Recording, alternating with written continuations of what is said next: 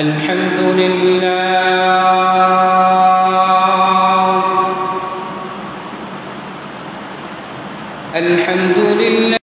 نحمده ونستعينه ونستغفره ونؤمن به ونتوكل عليه ونعوذ بالله من شرور أنفسنا ومن سيئات أعمالنا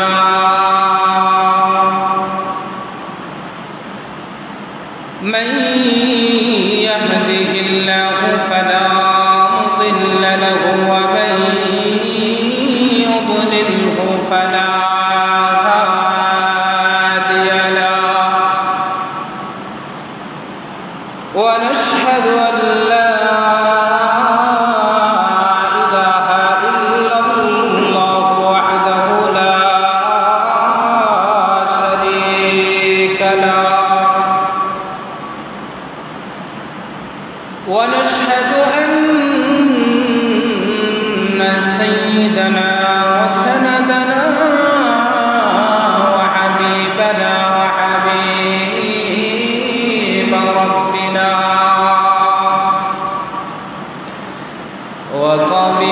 وطبيبنا وطبيب قلوبنا ومولانا محمدا عبده ورسوله الذي أرسله بالحق بشيرا ونذيرا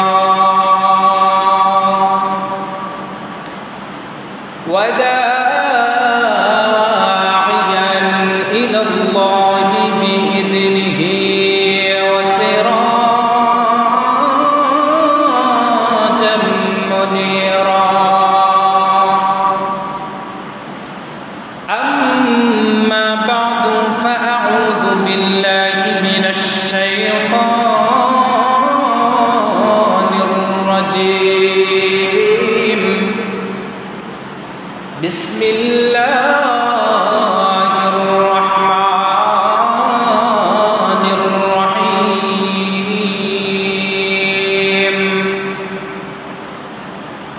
لقد كان لكم في رسول الله أسوة حسنة لمن كان يرجو الله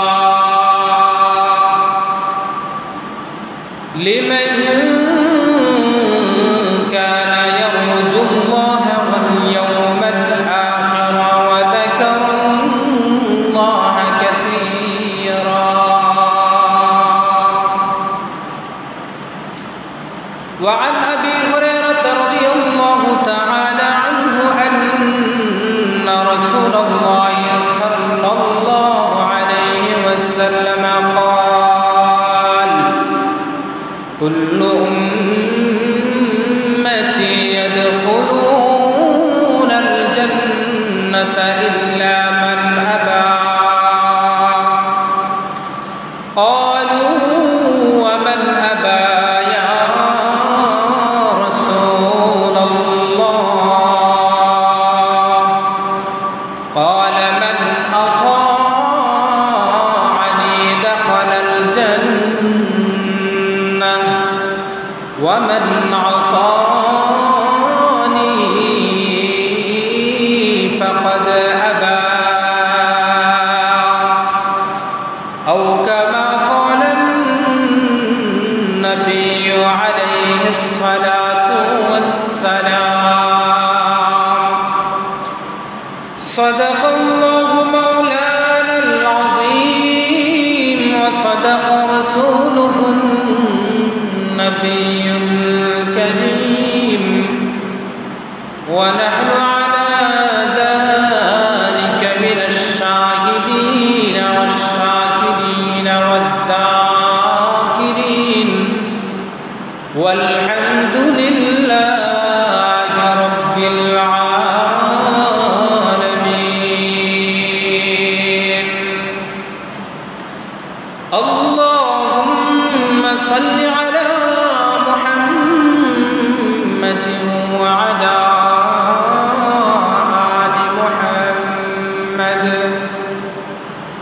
كما صليت على إبراهيم وعلى آل إبراهيم إنك حميد مجيد اللهم بارك على محمد وعلى آل محمد كما باركت على إبراهيم وعلى آل إبراهيم إنك حميد مجيد بلغ العلا بكماله كشف الدجى بجماله حسنت جميع خصاله صلوا عليه وآله محمد آكر كفر को मिटाया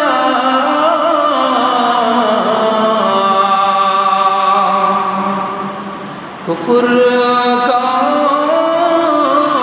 मिटाकर सदाकत को बताया बलगल उला बिकमालिही कशफ दुजा बिजमालिही हसनत जमीअ खिसालिही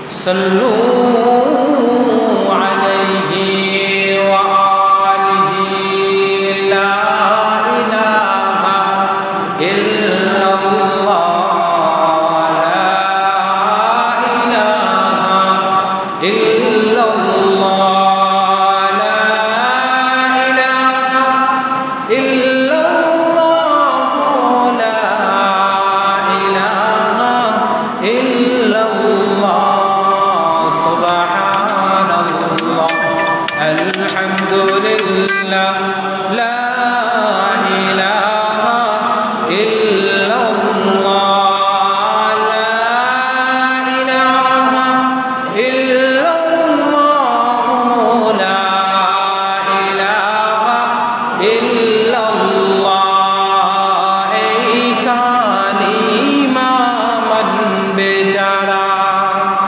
কাজে লাগবে মরণ বেলা এই কালিমা মানবে যারা কাজে লাগবে মরণ বেলা এই কালিমার রৌশনীতে এই কালিমার রৌশনীতে কবর হবে উজালা লা ইলাহা ইল্লাল্লাহ লা ইলাহা ইল্লাল্লাহ লা ইলাহা ইল্লাল্লাহ লা ইলাহা ইল্লাল্লাহ সুবহানাল্লাহ আলহামদুলিল্লাহ লা ইলাহা ইল্লাল্লাহ লা ইলাহা ইল্লাল্লাহ লা ইলাহা ইল্লাল্লাহ লা ইলাহা ইল্লাল্লাহ মুহাম্মাদুর রাসূলুল্লাহ সাল্লাল্লাহু আলাইহি ওয়াসাল্লাম। মহান রব্বুল আলামিনের দরবারে অসংখ্য গণিত শুকরিয়া যে রব্বুল আলামিন আপনাকে আমাকে দয়া করে মায়া করে মহব্বত করে ভালোবেসে আল্লাহ রব্বুল আলামিন আমাদেরকে আজকের এই মুহূর্ত পর্যন্ত সুস্থ এবং সবল রেখে দুনিয়ার সমস্ত ঝামেলাকে পিছনে ফেলে দিয়ে মহান রব্বুল আলামিনের ডাকে সাড়া দিয়ে জুমার নামাজ আদায় করার নিয়তে মসজিদ পর্যন্ত আসার বসার তৌফিক দান করেছেন, সেই মহান মহিয়ান মালিকের দরবারে দিল থেকে মহব্বতে কালিমাতু শুকর পাঠ করি, সকলে মহব্বতে পড়ি আলহামদুলিল্লাহ। সম্মানিত হাজরিন, আমরা রাসূল করিম সাল্লাল্লাহু আলাইহি ওয়াসাল্লামের জীবন বৃত্তান্ত সংক্রান্ত আমরা ধারাবাহিকভাবে আলোচনা করছিলাম।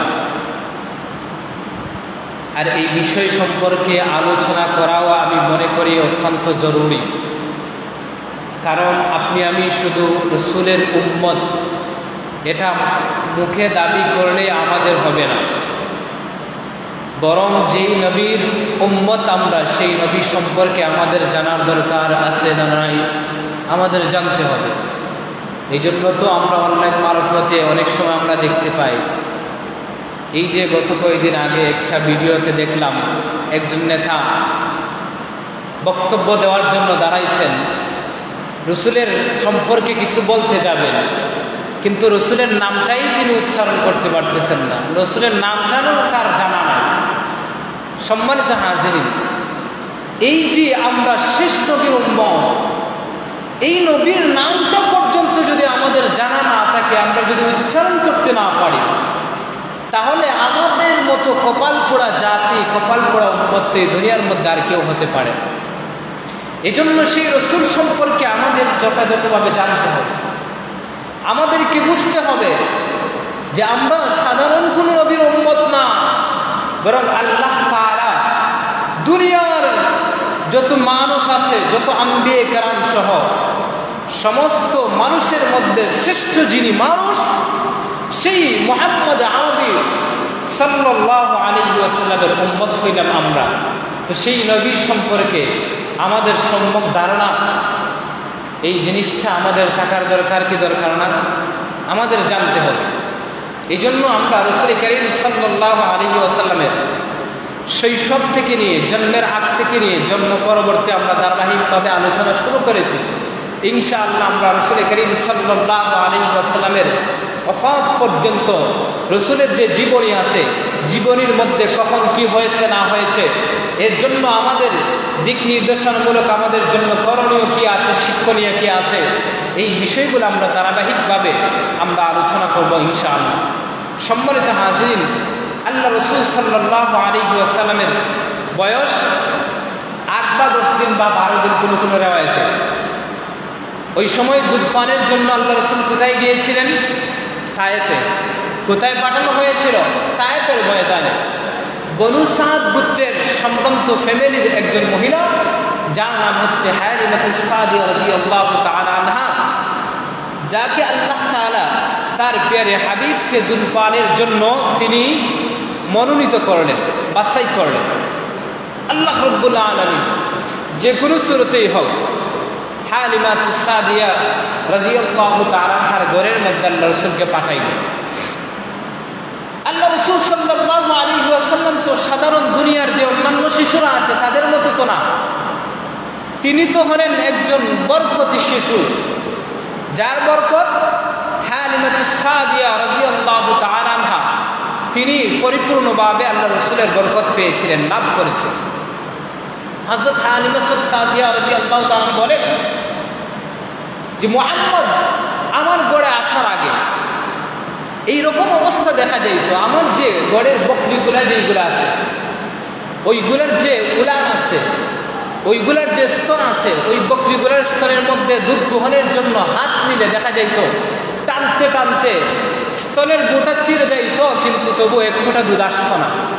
কিন্তু যেই মুহূর্তে মুহাম্মদ আমার ঘরে আসলো, আল্লাহ তাআলার কি কেরেশমা, মুহাম্মদের বরকতে আমার যে গড়ের মধ্যে যত যে বকরিগুলা আছে সবগুলার যে স্তন আছে, উলানগুলা দুধে একদম পরিপূর্ণ হয়ে গেল। সুবহানাল্লাহ। সিরাতের কিতাবের মধ্যে উল্লেখ হয় হালিমাতুস সাদিয়া রাদিয়াল্লাহু তাআলা আনহার যে বকরিগুলা যে চারণ ভূমিতে, যেই ভূমিতে ছড়ানো হইতো, আশেপাশের লোকেরা যখন দেখলো যে হালিমাতুস সাদিয়ার যে বকরিগুলা আছে ওই বকরিগুলা দুধে পরিপূর্ণ হয়ে উলান ভর্তি করে তারা তাদের ঘরের মধ্যে ফিরে আসে, আর যে আশপাশের যে অন্যান্য মানুষেরা আছে তাদের বকরিগুলা মাঠের মধ্যে যায়। মাঠের মধ্যে যাওয়ার পরে ঠিকই তারা বিচরণ করে ঘাস খায়, ঘাস খাওয়ার পরে বাড়ির মধ্যে আসে, কিন্তু তারা তাদের বকরির যে উলান আছে ওই উলানের মধ্যে একটুটাও দুধ পায় না। প্রত্যেক মালিক তাদের যে রাখাল আছে ওই রাখালকে বলে দিল, হালিমাতুস সাদিয়ার রাখাল যেই মাঠের মধ্যে যে জায়গার মধ্যে বকরি ছড়ায় তোমরাও হালিমার ওই বকরিগুলার সাথে ওই একই মাঠের মধ্যে নিয়ে আমাদের বকরিগুলা তোমরাও ছড়াইবা। সম্মানিত হাজরিন, দিন শেষে দেখা যায় হালিমাতুস সাদিয়ার বকরিগুলার উলানের মধ্যে ঠিক ওই দুধে ভর্তি। অন্যান্যরা একই চারণভূমিতে তাদের বকরিগুলা চড়ানোর পরে দেখা যায় তাদের যে বকরিগুলার যে উলান এগুলা হচ্ছে দুধ শূন্য। ও দোস্ত, আপনাদের কাছে আমার জিজ্ঞাসা হলো, ওই যে দুধের ওই যে উলানের মধ্যে যে দুধ আসা, এই দুধ আসা কি জমির বৈশিষ্ট্য নাকি শিশু মুহাম্মদের বরকত? শিশু মুহাম্মদের বরকতে এইগুলা হয়, কিন্তু তারা তো জানে না, তারা বুঝতে পারে না এই জিনিসটা। তারা মনে করেছে যে এই জমিনের মধ্যে মনে হয় আলাদা বিশেষত্ব আছে, যার কারণে তাদের রাখালদেরকে বলে রাখতো যে হালিমাতুস সাদিয়ার বকরিগুলা যেই চারণভূমিতে ছড়ায় ওই চারণভূমিতে তোমরাও কি করো, আমাদের বকরিগুলাও ছড়াও। কিন্তু ফলাফল দেখা গেল শূন্য। হযরত হালিমাতুস সাদিয়া রাদিয়াল্লাহু তাআলা আনহা বর্ণনা করেন, শিশু মুহাম্মদ আমার কাছে এরকম ভাবে আস্তে আস্তে আস্তে আস্তে বড় হইতে লাগলেন। বয়স যখন 2 বছর, কয় বছর? বয়স 2 বছর। আল্লাহর হাবিব সাল্লাল্লাহু আলাইহি ওয়াসাল্লাম দুপুরের সময়, ওই সময়টাতে হালিমাতুস সাদিয়ার ঘরের পার্শ্ববর্তী একটা পাহাড়ের গিরিপথ আছে, ওই পাহাড়ের গিরিপথের মধ্যে দাঁড়াইলেন। ওই দিকে হালিমাতুস সাদিয়া তিনি ঘরের কাজকর্মের মধ্যে ব্যস্ত থাকার কারণে মুহাম্মদের কথা ওই দিন ভুলে গেলেন। সকাল থেকে নিয়ে দুপুর পর্যন্ত একবারও শিশু মুহাম্মদকে কোলে নেওয়ার সুযোগ হয় নাই। যেই মুহূর্তে মুহাম্মদের কথা মনে হয়েছে তার দিলের ভিতরে দফাত করে বাড়ি মারছে, হাইরে আজকে তো আমি এখনো পর্যন্ত শিশু মুহাম্মদকে একবারও কোলে নিলাম না। কারণ হালিমাতুস সাদিয়ার জানা ছিল তিনি যদি ভুলক্রমে কোনোদিন মুহাম্মদকে তার কোলের মধ্যে না দিতেন, মুহাম্মদকে যদি আদর না করতেন, তখন দেখা যেত তার ফ্যামিলির মধ্যে একটা না একটা দুর্ঘটনা ঘটেছে। কখনো দেখা গেছে ঘরের মধ্যে আগুন ধরে গেছে, কখনো দেখা গেছে তার যে বাচ্চারা আছে কোথাও আঘাতপ্রাপ্ত হয়েছে। এই কথাটা মনে হওয়ার সাথে সাথে তিনি মুহাম্মদকে পেরেশানি অবস্থায় খুঁজতেছেন।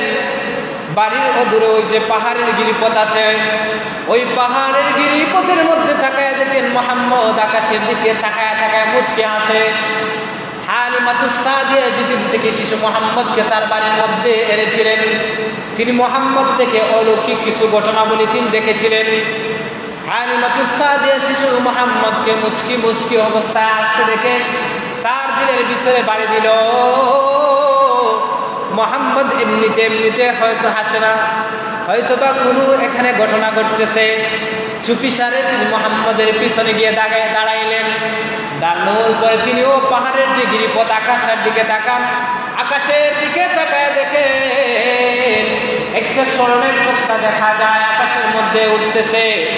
ওই স্বর্ণের তক্তার মধ্যে সাদা পোশাক পরিহিত, মাথার মধ্যে সবুজ পাগড়ি পরা একজন মানুষ দেখা যায়। যেই মানুষটা হাত ছাড়ি দিয়ে শিশু মুহাম্মদের সাথে খেলা করে, শিশু মুহাম্মদও ওই লোকটার সাথে খেলা করে। সিরাতের কিতাবের মধ্যে লেখা হয় ওই মানুষটা দুনিয়ার সাধারণ কোনো মানুষ নয়, উনি হচ্ছে ওহী বাহক ফেরেশতা জিবরাইল আমিন আলাইহিস সালাতু ওয়াস সালাম। সেই ছোট্টবেলা থেকে জিব্রাইলের সাথে আল্লাহ রসুলের পরিচয় আল্লাহ তাআলা করায় দিলেন। জিব্রাইল আমিন আলাইহিস সালাতু ওয়াস সালাম এইরকমভাবে ইশারা করে করে মুহাম্মদুর রাসূলুল্লাহ সাল্লাল্লাহু আলাইহি ওয়াসাল্লামের সাথে ইশারা ইঙ্গিতে তিনি খেলতেছেন।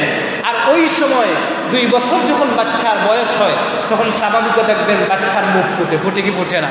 আমাদের যে বাচ্চাগুলো আছে 2 বছর পূর্ণ হয়ে গেলে সাধারণত দুধ ছেড়ে দেয়, আর দুধ ছেড়ে দেওয়ার পরে তাদের জবান থেকে কথাবার্তা ফুটে। শিশু মুহাম্মদের বয়সও কিন্তু তখন 2 বছর। হালিমাতুস সাদিয়া লক্ষ্য করেন, ওই সময় এর আগে শিশু মুহাম্মদ কিন্তু আর কোনো কথা বলে নাই, এটা হচ্ছে তার ফার্স্ট কথা। তার জবান থেকে উচ্চারিত হতে লাগলো আল্লাহু আকবার কাবীরা ওয়ালহামদুলিল্লাহি হামদান কাসীরা ওয়া সুবহানাল্লাহি বুকরাতান ওয়া আসীলা। আল্লাহু আকবার। আল্লাহ রাসূল সাল্লাল্লাহু আলাইহি ওয়াসাল্লামের জবানের প্রথম কথাই ছিল আল্লাহ তাআলার বরত্বের কথা, সুবহানাল্লাহ। আর আমাদের অবস্থা হয়েছে কি, আমাদের বাচ্চারা যখন প্রথম কথা শিখে তখন আমরা শিখাই বলো বাবা, বলো মা, বলো দাদা, বলো দাদি, বলো নানা, বলো নানি, এগুলা শিখাই কি শিখাই না। অথচ আমি মুসলমান হিসাবে আমার উচিত ছিল আমার বাচ্চাকে সে যখন তার জবানটা ফুটবে সর্বপ্রথম তাকে আল্লাহর নাম শিক্ষা দেওয়া, সর্বপ্রথম তাকে রাসূলের নাম শিক্ষা দেওয়া, সর্বপ্রথম তাকে আল্লাহর সাথে পরিচয় করায় দেওয়া, সর্বপ্রথম তাকে রাসূলের সাথে পরিচয় করায় দেওয়া। কিন্তু আমরা এই জিনিসটা ব্যতি রেখে আমরা মুসলমান হয়ে আমাদের সন্তানদেরকে আমরা দুনিয়ার সাথে তাকে পরিচয় করায় দেই। আমরা শিখাই মা, আমরা শিখাই বাবা, আমরা শিখাই দাদা দাদি, আরো নানা নানি, আরো অনেক ডাক আমরা শিখানোর জন্য পাগল পাড়া হয়ে যায়। সম্মানিত হাজির, এগুলা শেখান কোনো আপত্তি নাই, তবে তার আগে বাচ্চা যখন কথা বলা শিখবে তার জবানের মাধ্যমে যে উচ্চারিত হয় আল্লাহর নাম, আল্লাহর নাম তাকে শিক্ষা দেন, রাসূলের নাম তাকে শিক্ষা দেন। যদি বাচ্চা কথা বলার পরে প্রথম যদি আপনি আল্লাহর সাথে তাকে যদি পরিচয় করায় দিতে পারেন, আল্লাহর নামের যদি যখন তার জবান দিয়ে যদি করাইতে পারেন, আশা করা যায় এই সন্তান বড় হয়ে কখনো বাবার নাফরমানি করবে না। আশা করা যায় এই সন্তান বড় হয়ে কখনো নাস্তিক হবে না, এই সন্তান কখনো বড় হয়ে বেঈমান হবে না, এই সন্তান কখনো বড় হয়ে আল্লাহ তাআলার নাফরমানি করবে না। এই জন্য আমাদের এই সবক হাসিল করতে হবে। রাসূলের জবানের প্রথম কথাই ছিল আল্লাহর বরত্বের কথা। এই জন্য আপনি আমিও আমাদের সন্তানদেরকে আল্লাহর নামের শিক্ষা দিব তো ইনশাআল্লাহ। যুবক ভাইয়েরা যারা নতুন বিয়ে শাদী করেছেন বা বিয়ে শাদী করছেন, সন্তানাদি হইতেছে, সামনে হবে, এই জিনিসটা খুব খেয়াল রাখবেন। আপনার সন্তান যখন সর্বপ্রথম ফার্স্ট কথা বলা শিখবে তখন আপনি আপনার সন্তানকে আল্লাহর নাম শিক্ষা দিবেন, আপনি আপনার সন্তানকে রাসূলের নামের শিক্ষা দিবেন, আপনি আপনার সন্তানকে আল্লাহর সাথে পরিচয় করায় দিবেন, আপনি আপনার বাচ্চাকে আল্লাহ রাসূলের সাথে পরিচয় করায় দেন। আজকে আমরা এই জিনিসটা থেকে দূরে আছি, যার কারণে তো দেখা যায় আমাদের সন্তানগুলা বড় হওয়ার পরে উল্টাপাল্টা করে, নামাজ পড়ে না, আল্লাহর ফরমান হুকুম আহকাম মানে না। দেখা যায় যে সমাজের মধ্যে যত অনিসলামিক কাজ আছে ওইগুলোর মধ্যে লিপ্ত হবে না কেন? কারণ আমরা শুরু থেকেই তো তাকে ওইভাবে আমরা লালন পালন করেছি।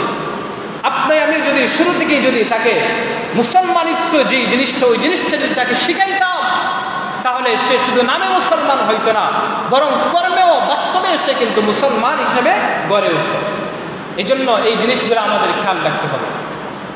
আল্লাহ রাসূল সাল্লাল্লাহু আলাইহি ওয়াসাল্লামের বয়স 2 বছর হয়ে গেছে। হালিমা ও আমিরা সাথে চুক্তি করেছেন 2 বছরের জন্য।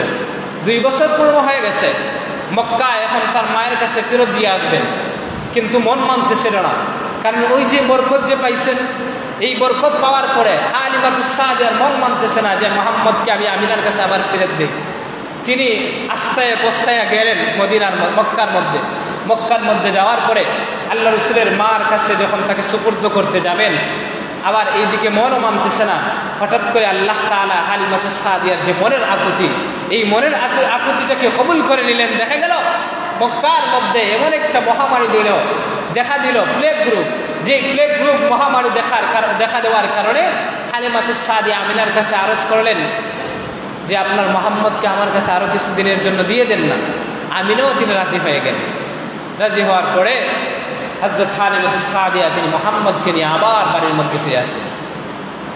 আল্লাহ রাসূল সাল্লাল্লাহু আলাইহি ওয়াসাল্লাম এইরকম ভাবে হালিমাতুস সাদিয়া রাদিয়াল্লাহু তাআলা আনহার বাড়ির মধ্যে বড় হইতে লাগলেন। যখন আল্লাহ রাসূলের বয়স 3 বছর বা 4 বছর, এই বয়সে উপনীত হওয়ার পরে একদিন মুহাম্মদুর রাসূলুল্লাহ সাল্লাল্লাহু আলাইহি ওয়াসাল্লাম তিনি তার দুগ্ধমাতা হালিমাতুস সাদিয়াকে ডাক দিয়ে বলেন, মা, আমার যে দুধ ভাই একজন আব্দুল্লাহ, ওই আব্দুল্লাহকে তো আমি সারাদিন দেখি না, সারাদিন কোথায় থাকে? সন্ধ্যা যখন আসে, নেমে আসে, তখন তো দেখা যায় সে বাড়ির মধ্যে আসে। আমার দুধ ভাই আব্দুল্লাহ কোথায় যায়? আমাকে বলো, আমাকে বলো। হালিমাতুস সাদিয়া বলে, সে মাঠের মধ্যে বকরি চড়াইতে যায়। আল্লাহর হাবিব সাল্লাল্লাহু আলাইহি ওয়াসাল্লাম ডাক দিয়া বলেন, আমার ভাইকে কষ্ট করে এটা হতে পারে না, আমাকেও আগামীকাল থেকে আমার ভাইয়ের সাথে বকরি চড়ানোর জন্য আমাকেও মাঠে দিবা। আল্লাহ রাসূল সাল্লাল্লাহু আলাইহি ওয়াসাল্লামের ভিতরে ছোট্টবেলা থেকেই কিন্তু ইনসাফ ছিল, ইনসাফ ছিল। আমরা তো ইনসাফের বিচার আজকে সমাজের মধ্যে কায়েম করি না। আমাদের ছোট্টদের মধ্যে যে এরকম ভাবে ইনসাফ নাই, যুবকদের মধ্যেও নাই, এমনকি বুড়ো যারা আছে তাদের মধ্যেও কিন্তু ইনসাফ নাই। অথচ ইনসাফের বিচার, ইনসাফ কায়েম করার জন্য আল্লাহ তাআলা কোরআনে হাকীমের মধ্যে আপনাকে আমাকে জানাইছেন, ইন্নাল্লাহা ইয়া'মুরু বিল আদল, নিশ্চয়ই আল্লাহ তাআলা আমাদেরকে আদেশ করেছেন ইনসাফ কায়েম করার জন্য। আল্লাহ রাসূল সাল্লাল্লাহু আলাইহি ওয়াসাল্লাম সেই ছোট্টবেলা থেকে ইনসাফ তার ভিতরে ছিল। এই জন্য তিনি জিজ্ঞেসেন, মা গো, আমার ওই ভাইটা সারাদিন কোথায় থাকে? আমি তো তাকে সারাদিন এক মুহূর্তের জন্য দেখি না। মা যখন জানাইলেন যে তোমার ভাই সারাদিন মাঠের মধ্যে বকরি চড়ায়, প্রিয় মুহাম্মদুর রাসূলুল্লাহ সাল্লাল্লাহু আলাইহি ওয়াসাল্লাম তিনি বললেন যে আগামীকাল থেকে আমাকেও আমার ভাইয়ের সাথে বকরি চড়াইতে মাঠের মধ্যে পাঠাইবেন।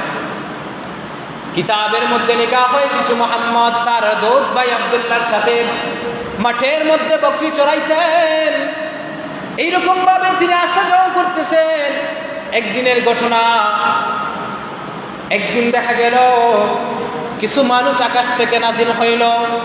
আকাশ থেকে নাজিল হওয়ার পরে শিশু মুহাম্মদকে ধরাশায়ী করে তার একদম বুক থেকে নিয়ে পেট পর্যন্ত ফেরে দিল, কেটে দিল, অর্থাৎ ওপেন হার্ট সার্জারি। আল্লাহ রাসূল সাল্লাল্লাহু আলাইহি ওয়াসাল্লামের ওপেন হার্ট সার্জারি কয়েকবার হয়েছিল, বক্ষ বিদারণ চক্ষু সদর কয়েকবার হয়েছিল, এর মধ্যে শিশুকালে একবার হয়েছিল। এই যে চক্ষু সদর ওপেন হার্ট সার্জারি কি জন্য হয়েছিল? কিতাবের মধ্যে লেখা হয় একজন ছোট্ট বাচ্চা যখন সে আস্তে আস্তে যখন সে বড় হয়, শৈশবকালে বাচ্চাদের খেলাধুলার প্রতি, শয়তানের প্রতি একটা মনোযোগ থাকে, তাকে কি থাকে না? মনোযোগ থাকে, আকর্ষণ থাকে। আল্লাহ তাআলা তার প্রিয় হাবিবকেও তিনি চান ছোট্টবেলা থেকে বিশেষভাবে লালন পালন করতে, যাতে ওই যে ছোট্টবেলায় বাচ্চার ভিতরে বাচ্চা সুলভ যে শয়তানি আচরণ আছে, ওই শয়তানি আচরণ যেন তার প্রিয় হাবিবের দিলের ভিতরে না থাকে।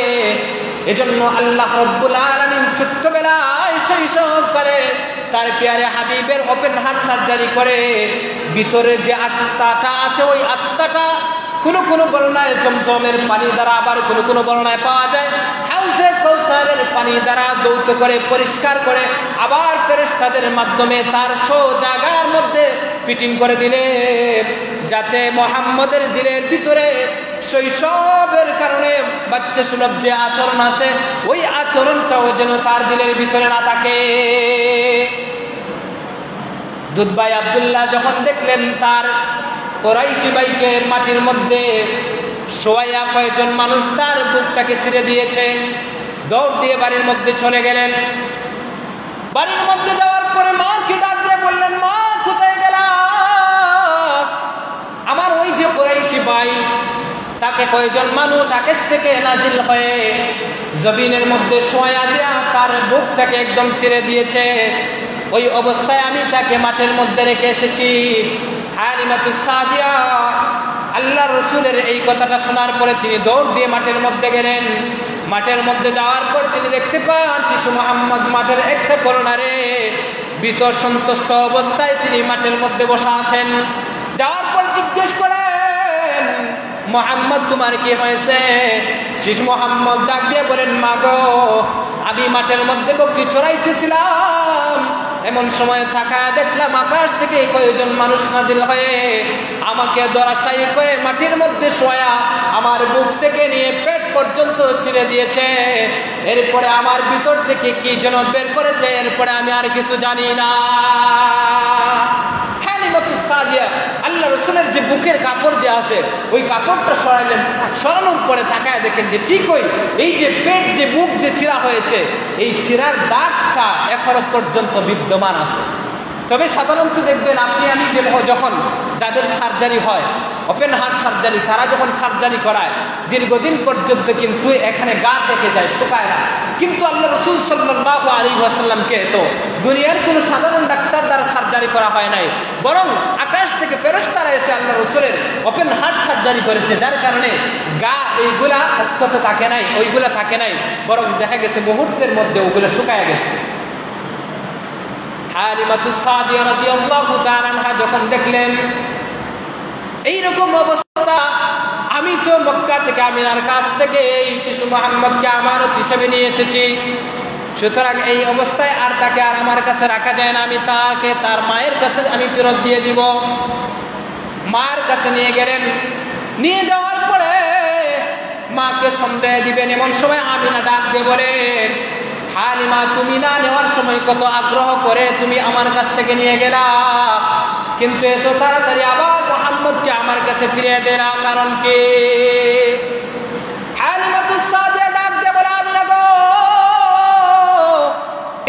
এমনিতেই আমি মোহাম্মদকে ফিরিয়ে দেই নাই, এইরকম ঘটনা। আমিনা ও হালিমার মুখে এই অলৌকিক ঘটনা শোনার পরে তিনি তার ওই যে গর্ভের আগে গর্ভে থাকাকালীন অবস্থায় যে অলৌকিক ঘটনা তার সাথে হয়েছিল, প্রসবের সময় যে অলৌকিক ঘটনা বলি সংঘটিত হয়েছিল, সবগুলা হালিমাতুস সাদিয়ার কাছে বর্ণনা করে। এইগুলা শোনার পরে হালিমাতুস সাদিয়া বলে, আমিনা গো,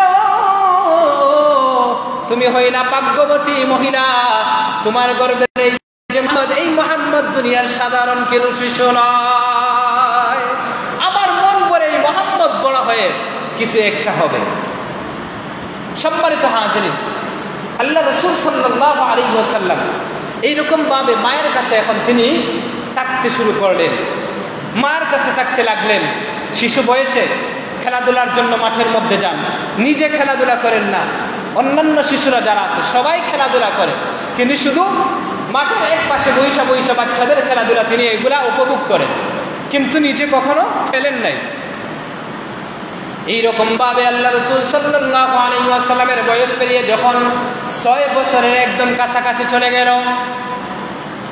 আল্লাহর হাবিব সাল্লাল্লাহু আলাইহি ওয়াসাল্লাম প্রতিদিনের ন্যায় বিকাল বেলা বাচ্চাদের খেলা দেখার জন্য তিনি মাঠের মধ্যে গেলেন। মাঠের মধ্যে যাওয়ার পরে বাচ্চাদের খেলাধুলা তিনি অবলোকন করতেছেন, দেখতেছেন। সন্ধ্যা হয়ে গেল, সব বাচ্চারা তারা নিজেদের বাড়ির মধ্যে ছেড়ে গেল, কিন্তু মোহাম্মদ ওই দিন আর বাড়ির মধ্যে আর ফিরে না। মা আমেনা বেকুল হয়ে গেলেন, আমার সন্তান মোহাম্মদ গেল কই? চতুর্দিকে তিনি খোঁজ খবর লইতে লাগলেন। এক পর্যায়ে মাঠের মধ্যে গেলেন, মাঠের মধ্যে যাওয়ার পরে তাকায় দেখেন মাঠের মাঝখান থেকে একটা বাচ্চার কান্নার আওয়াজ শোনা যায়। আমিনা দৌড় দিয়ে ওই কান্নার আওয়াজকে ফলো করে সামনে আগানোর পরে যাওয়ার পরে কাছাকাছি যাওয়ার পরে তাকায় দেখেন এই বাচ্চাটা আর কেউ না, এই বাচ্চাটা হলো তারই গর্ভের শিশু মোহাম্মদ। সামনে যাওয়ার পরে আমিনা তার সন্তান মোহাম্মদকে ডাক দিয়ে বলে, বাবা তুমি আজকে বাড়ির মধ্যে ফিরতেছ না কেন? কি হয়েছে তোমার? বাচ্চাদের মধ্যে কেউ কি তোমাকে মেরেছে নাকি? কেউ কি তোমাকে গালমন্দ করেছে নাকি? মোহাম্মদ জবাব দেয়, মা গো, আমাকে কে গালমন্দ করবে? আমি তো কারোর সাথে ঝগড়া করি না, যত বাচ্চা আছে সবাই আমাকে দিল থেকে মহব্বত করে, আমিও তাদেরকে মহব্বত করি। তাহলে কেন কান্না করো বলো, তোমার কি হয়েছে? তোমার দাদা হলো কুরাইশ বংশের সর্দার নেতা, কেউ যদি তোমার সাথে অন্যায় করে থাকে তাহলে আমাকে বলো, আমি তোমার দাদার কাছে গিয়ে নালিশ করব, তোমার দাদা তার বিচার করবে। মুহাম্মদ ডাক দিয়ে বলে, না গো মা, কেউ আমার সাথে অন্যায় করে নাই। কেন কান্না করো? কান্না করি একটা জিনিস আমি খেয়াল করি, বেশ কিছুদিন থেকে দেখি বাচ্চারা যখন বিকালবেলা মাঠের মধ্যে খেলাধুলা করে সন্ধ্যার সময় যখন গড়িয়ে আসে গো মা, আমি দেখতে পাই সন্ধ্যার সময় প্রত্যেক শিশুদের বাবারা তাদেরকে নেওয়ার জন্য মাঠের মধ্যে আসে। বাচ্চাদেরকে প্রত্যেকের নাম ধরে ধরে ডাক দেয়, সবাই তাদের বাবার কোলের মধ্যে উঠে তারা নিজেরা নিজেদের বাড়ির মধ্যে যায়। কিন্তু মা গো, অনেক দিন থেকে তো আমি মাঠের মধ্যে আসি, মা গো আমার বাবা তো কোনোদিন আমাকে নেওয়ার জন্য আসলো না। শিশু মুহাম্মদ এই কথা বলার পরে আমিনা তিনি নিজেকে আর কন্ট্রোল করতে পারে না, সন্তানকে এই মুহূর্তে কি বলে সান্ত্বনা দিবে। কারণ তিনি তো জানেন মুহাম্মদ যখন তার গর্ভে 6 মাসের সন্তান তখন আব্দুল্লাহ ইন্তেকাল করেন, আল্লাহ রাসূলকে বুকের মধ্যে জড়ায় বাড়ির মধ্যে নিয়ে আসেন। সকালবেলা তার শ্বশুরের কাছে গিয়ে বলেন, শ্বশুর গতকালকে সন্ধ্যার সময় এইরকম ঘটনা হয়েছে, মুহাম্মদ তার বাবার কথা স্মরণ করেছে, শ্বশুর অনুমতি দাও, আমি মুহাম্মদকে নিয়ে মদিনার মধ্যে যাব, তার বাবার কবরের সামনে সে যেন দাঁড়াইতে পারে, এজন্য আমি তাকে আগামীকাল এই মদিনায় নিয়ে যেতে চাই। আব্দুল মুত্তালিব তিনি বললেন, ঠিক আছে নিয়ে যেতে পারো, তবে আমি তো তোমাদের সাথে যেতে পারবো না, আর বেশি লোকও তোমাদের সাথে দেওয়া যাবে না। যার কারণে কিতাবের মধ্যে, সিরাতের কিতাবের মধ্যে উল্লেখ হয়, আব্দুল মুত্তালিব আমিনার সাথে তার দাসী যে উম্মে আয়মান আছে, উম্মে আয়মান সহ আরো 2 জন সাহসী শক্তিশালী যুবককে সাথে দিয়ে তাদের একটা কাফেলা করে মদিনার মধ্যে পাঠান। মদিনার মধ্যে যাওয়ার পরে আমিনা 2 দিন থাকলেন, থাকার পরে বাবার কবরের সামনে নিয়ে মুহাম্মদকে নিয়ে উপস্থিত হইলেন। আমিনা তার সন্তান মুহাম্মদকে ডাক দিয়ে বলেন, মুহাম্মদ এই হলো তোমার বাবার কবর, তোমার জন্মের আগে তোমার বাবার ইন্তেকাল হয়ে যায়, যাও যাও যাও তোমার বাবার কবরের পাশে তুমি দাঁড়াও। সিরাতের কিতাবের মধ্যে লেখা হয়, মুহাম্মদ বাবার কবরের কথা শোনার পরে তিনি দৌড় দিয়ে বাবার কবরের পাশে দাঁড়াইলেন। দাঁড়ানোর পরে আব্বা আব্বা বলে তিনি কান্না করা শুরু করলেন। কোন রিওয়ায়াতের মধ্যে পাওয়া যায়, যদিও রিওয়ায়াতটা দুর্বল, কিন্তু রিওয়ায়াতের মধ্যে পাওয়া যায় যেই মুহূর্তে আল্লাহর হাবিব সাল্লাল্লাহু আলাইহি ওয়াসাল্লাম তার বাবাকে এই ছোট্ট বয়সে তিনি জোরে জোরে ডাক দিতেছিলেন, আল্লাহ তাআলা কবরের যে হাইলগুলো আছে, যে পর্দাগুলো আছে, সন্তান এবং বাবার মধ্যকার হাইলগুলো কুদরতিভাবে আল্লাহ তাআলা দূর করে দিলেন, সরায় দিলেন। হাইলগুলো পর্দাগুলো সরায় দেওয়ার পরে আল্লাহর হাবিব সাল্লাল্লাহু আলাইহি ওয়াসাল্লাম তার বাবাকে কবরের মধ্যে তিনি সচক্ষে দেখতে পান। এইরকম ভাবে আল্লাহ তাআলা বাবার সাথে সন্তানের সাক্ষাৎ করায় দেন। আমিনা তার সন্তানকে নিয়ে তিনি স্বামীর বাড়ির দিকে রওনা করলেন। স্বামীর বাড়ির দিকে রওনা করলেন পথিমধ্যে মক্কা এবং মদিনার মধ্যবর্তী একটা জায়গা, যেটা হলো বদর। ওই বদরের প্রান্তরে একটা জায়গা আছে, ওই জায়গার মধ্যে আসার পরে আমিনা অসুস্থ হয়ে পড়লেন। আমিনা অসুস্থ হয়ে যাওয়ার পরে এতটা অসুস্থ হইলেন যে অসুস্থতা তাকে মৃত্যুর মুখে একদম ঠেলে দিল। আমিনা যখন তিনি বুঝতে পারলেন যে তার আর সময় বাকি নাই, এই দুনিয়া থেকে তাকে বিদায় নিয়ে যেতে হবে, তার যে খাদেমা ছিল উম্মে আয়মান তাকে ডাক দিয়ে বলে, এই যে মুহাম্মদকে আমি তোমার কাছে ন্যস্ত করে দিলাম, আমানত দিলাম, মুহাম্মদকে তুমি তার দাদার কাছে অক্ষত অবস্থায় তুমি ফিরে দিবা, দাদাকে গিয়ে বলবা আমার মুহাম্মদকে যেন সুন্দরভাবে লালন পালন যেন করে। এই অবস্থায় আমিনা ওই জায়গার মধ্যে তিনি এই দুনিয়ার নিঃশ্বাস ত্যাগ করে তিনি এই দুনিয়া থেকে বিদায় নিয়ে গেলেন। বিদায় নিয়ে যাওয়ার পরে সাল্লাল্লাহু আলাইহি ওয়াসাল্লামকে আবওয়া নামক জায়গার মধ্যে আমিনা ইন্তেকাল করেন। আল্লাহ রসুলকে সাথে নিয়ে তারা মদিনার মধ্যে গমন করেন। ওইদিকে দাদা আব্দুল মুত্তালিব নাতির প্রতি আলাদা টান ছিল, আলাদা যুগ ছিল। প্রতিদিন মক্কার যে উঁচু বিল্ডিং আছে উঁচু বিল্ডিংয়ের ছাদের মধ্যে আরোহণ করতেন, চতুর্দিকে মদিনার পানে তাকাইতেন আমার নাতি আসতেছে কিনা। প্রতিদিনের নেই আজকেও দেখা যায় যে কিছু মানুষ দেখা যাইতেছে মদিনার দিকে আসতেছে। তিনি বুঝতে পারলেন তার নাতি আসতেছে। তিনি দৌড় দিয়ে মদিনার মরুপ্রান্তরের দিকে তিনি অগ্রসর হতে লাগলেন। কিছু দূর অগ্রসর হওয়ার পরে তাকায় দেখেন যে কাফেলার মধ্যে শিশু মোহাম্মদকে দেখা যায়, কিন্তু মোহাম্মদের মা আমিনাকে তো আর দেখা যায় না। যখন কাফেলার নিকটবর্তী হলেন আমিনার কথা জিজ্ঞেস করলেন।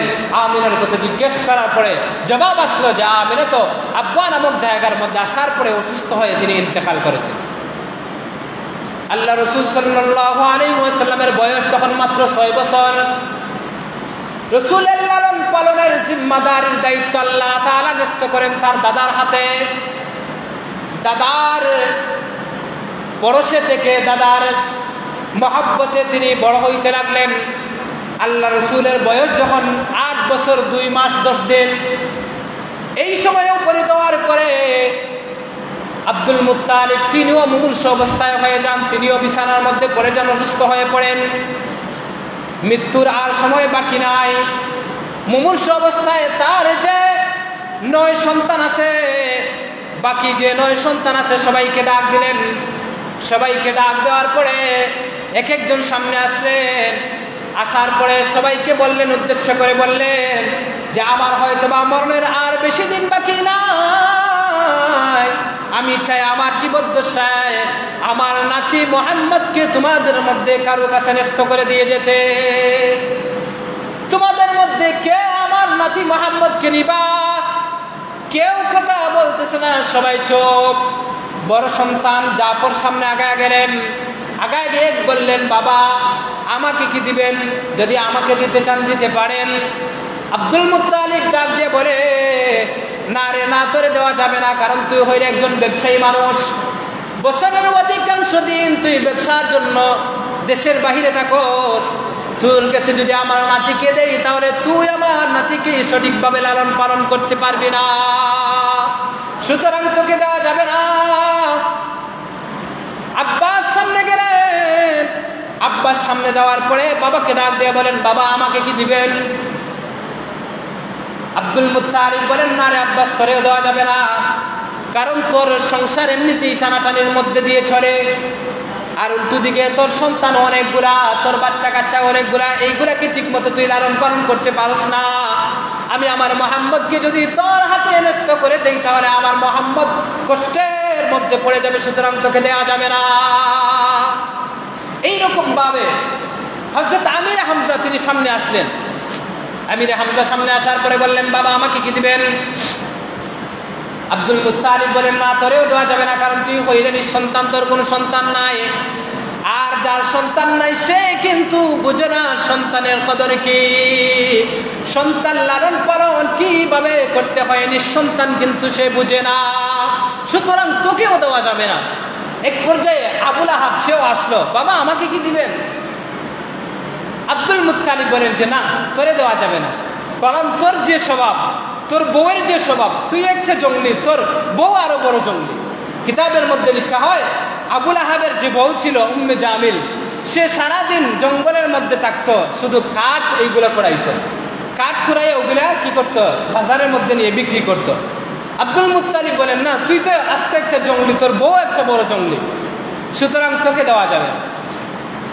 আব্দুল মুত্তালিব বসে আছেন, দিলের ভিতরে একজনের প্রতি টান। সে কখন এসে আমার কাছে বলবে আমি তার কাছে আমার মোহাম্মদকে আমি ন্যস্ত করে দিব। একদম শেষ পর্যায়ে আবু তালিব এসে বলেন, বাবা সবাইকে তো আপনি না করে দিলেন, আমাকে কি দিবেন মোহাম্মদের দায়িত্ব?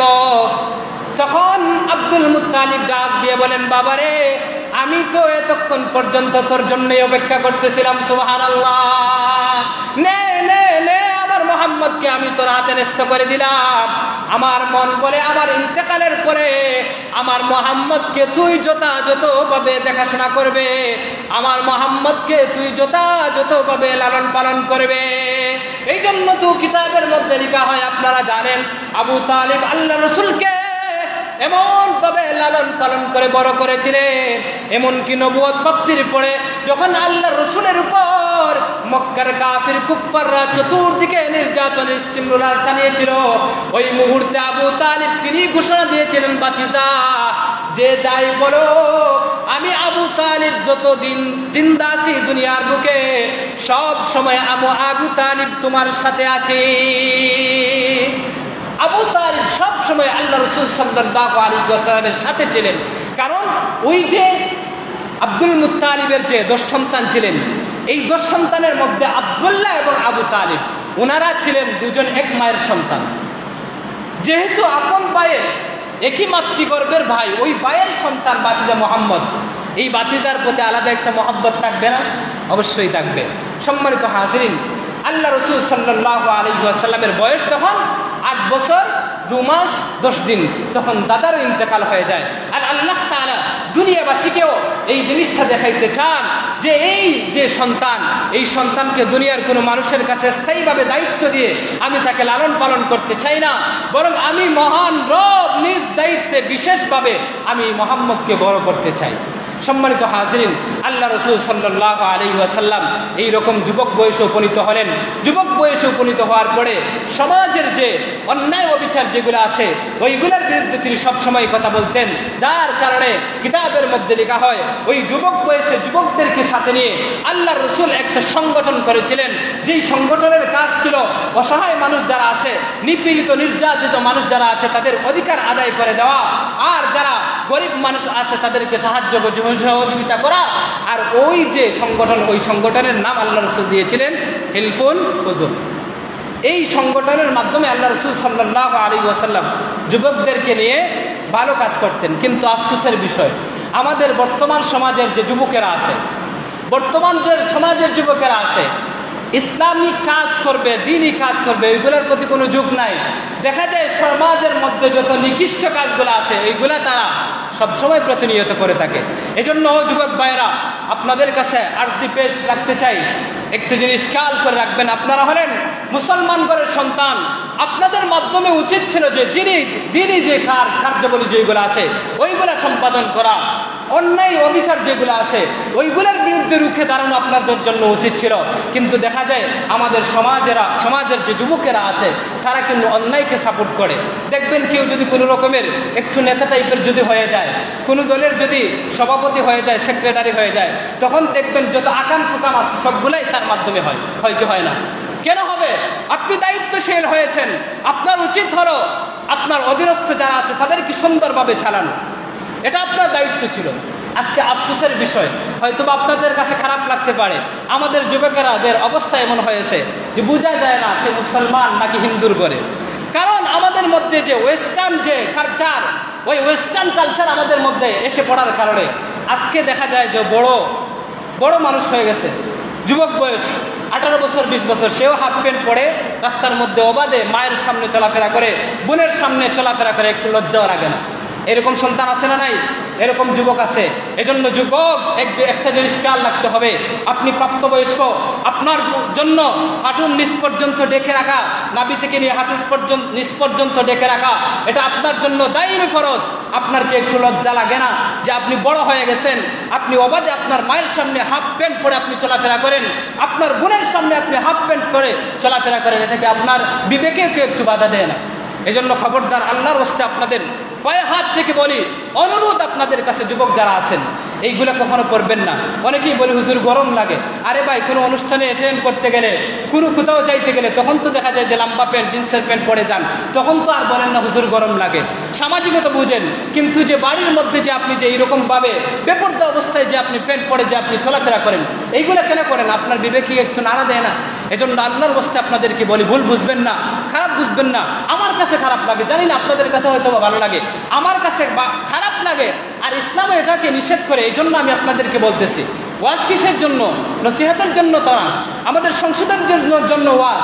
তো এই হিসাবে আমি আপনাদের সংশোধনের জন্য বলি, খবরদার আল্লাহর রাস্তায় হাফ প্যান্ট পরবেন না, 3 কোয়ার্টার আছে এগুলো পড়েন।